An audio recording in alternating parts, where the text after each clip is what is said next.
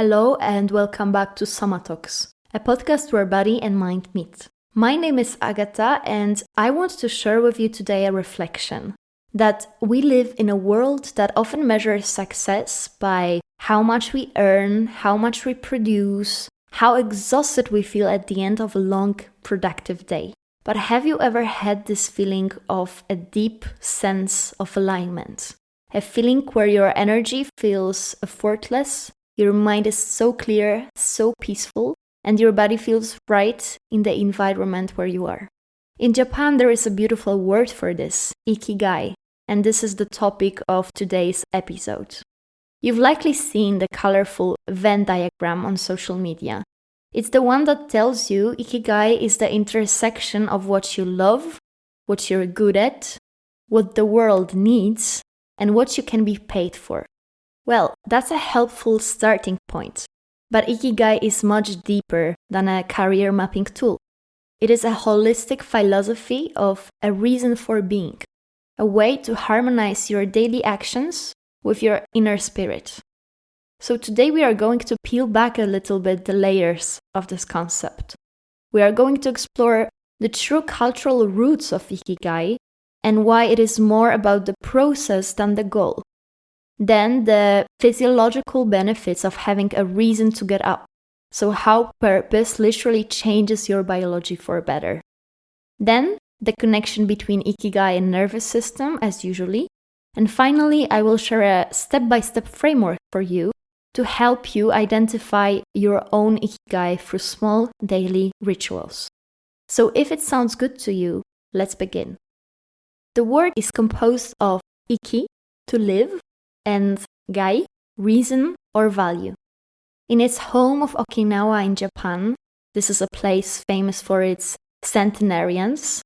Ikigai isn't something you achieve one day and then retire, but it's a verb. It's an active way of living, of engaging with life.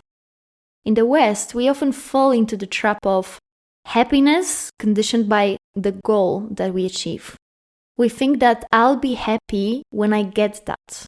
When I get that promotion, or when I finish this project. But Ikigai is found in the small rituals, or basically any simple moment that can make you feel happier just by observing and being more mindful about what is happening. In the context of SOMAtalks, Ikigai is about alignment. When your values, your body's needs, and your mental focus all point in the same direction, you experience less internal friction. You are more aligned, more at peace. Think about it. How much energy do you waste every day fighting against yourself, against your thoughts, trying to force your focus even when you're burnt out or completely disengaged? Ikigai reduces this. It allows you to move through life with more flow, with more ease and less force. And actually, biology seems to prove it. Because let's start with a question. Why does having a sense of Ikigai matter for our physical health? Actually, does it? Why am I talking about it on a podcast about psychosomatics? The answer is very simple. Researchers studying blue zones, so the regions where people live significantly longer, found that a strong sense of purpose as Ikigai is a primary predictor of longevity. From a nervous system perspective, having an Ikigai acts as a powerful buffer against chronic stress. So yes, it works. When we feel our lives have meaning and connection, our bodies shift out of the threat response. From the biological perspective, purpose in our life can lead to a lower risk of cardiovascular events or lower levels of inflammations.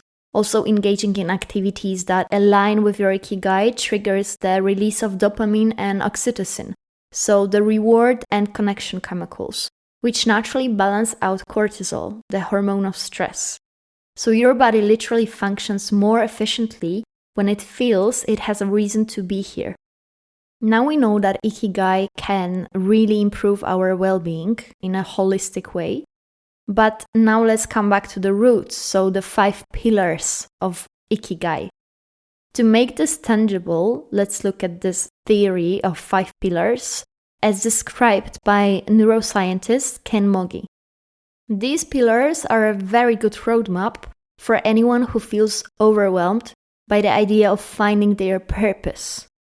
If you treat this goal as a kind of mission, impossible mission to fulfill in your life because it's so huge, so big, and so charged with responsibility that you cannot even answer the question, what do I want? What am I good at? What is my goal? What is my purpose? Then just start small. And that's the first step of 5 Pillars of Ikigai. You don't need to change the world today. Ikigai starts with the quality of your first hour. How do you wake up? How do you treat your body in those first few minutes? What do you think of? What do you focus on? What do you treat as priority? How do you feel? Then the second step is to release yourself. This is about letting go of the ego.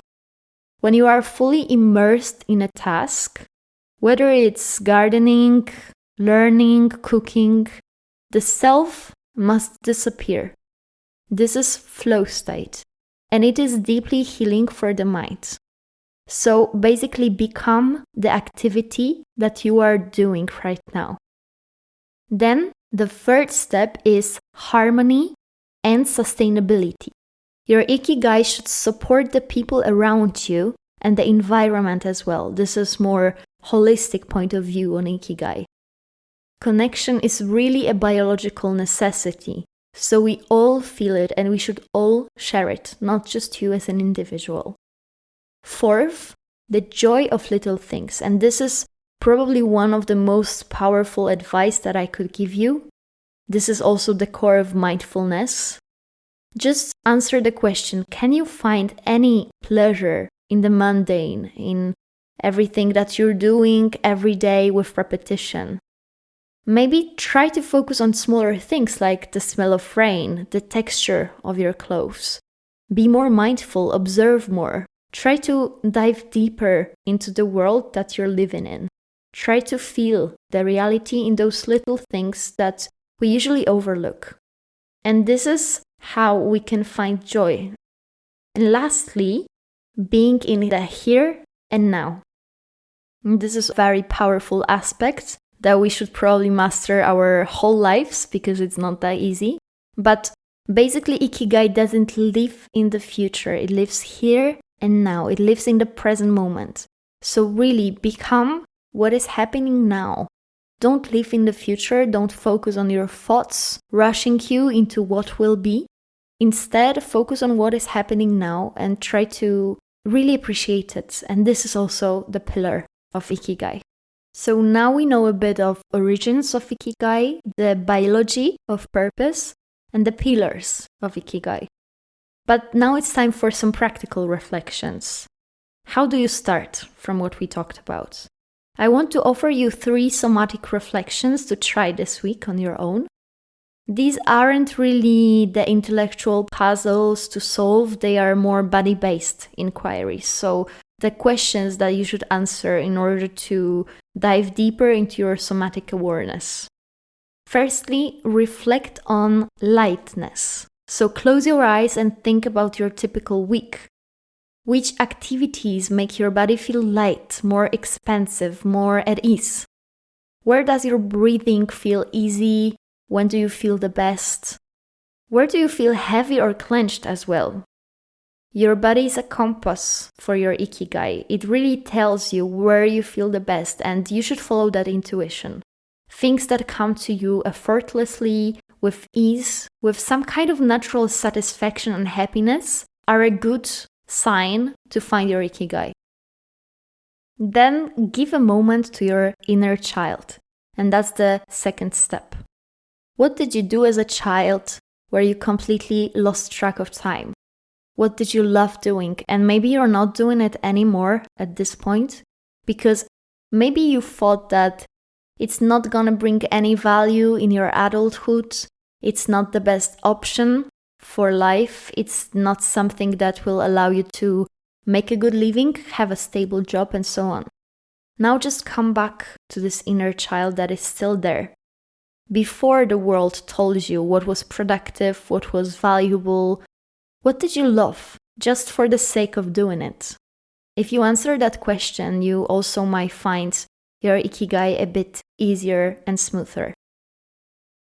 And the third thing is the smallest step. What is the one tiny thing you can do tomorrow morning or even today that is purely for your own joy?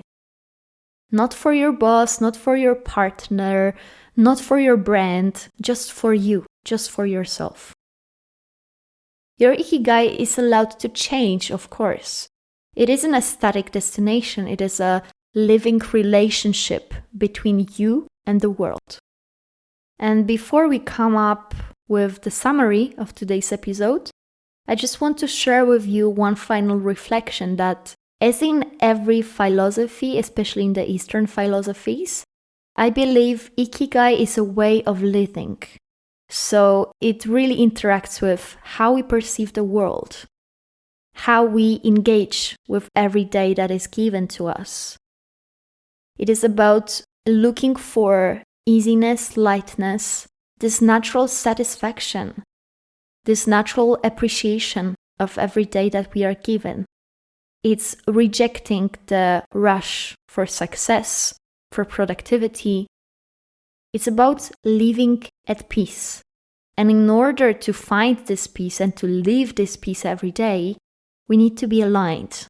We need to choose what serves us and resign from what doesn't. And this is basically the main job to do for us in order to find our own Ikigai. And also remember that we shouldn't treat Ikigai as a kind of goal and purpose to find, because it can make us only more distant to Ikigai. But Ikigai is something very, very simple. Something that is very often led by intuition, by our feelings. So maybe it's time to focus more on what is happening within, instead of just trying to analyze it again and trying to think it out and trying to find the answers, the intellectual answers to the question, what is my Ikigai? I suggest that you rather follow your feelings, your heart, what you're good at, what makes you feel in the right place, as if you were doing something that is really meant for you, that is meant to be here in your life. It's really not the matter of thoughts, it's the matter of our feelings. And also for those who listened to the last episode of SOMAtalks about emotional dependency, healing our relationship with purpose is much like healing our emotional dependency exactly. It's about moving away from seeking external validation and moving toward internal stability. Love, work, and life all feel much lighter when they come from a place of being whole within yourself, rather than trying to fill a void that the world created within you. So thank you for being here today and for exploring this topic with me. I hope you find a small, beautiful piece of your Ikigai today. And also, if this episode resonated with you, I'd love to hear about your small joys, small steps to find your Ikigai. So feel free to reach out on Instagram or share this episode with someone who is searching for their purpose, for their flow. You are not alone in this journey. We all face it every day. So thank you for being here, and until next time. SOMAtalks, Agata Daras.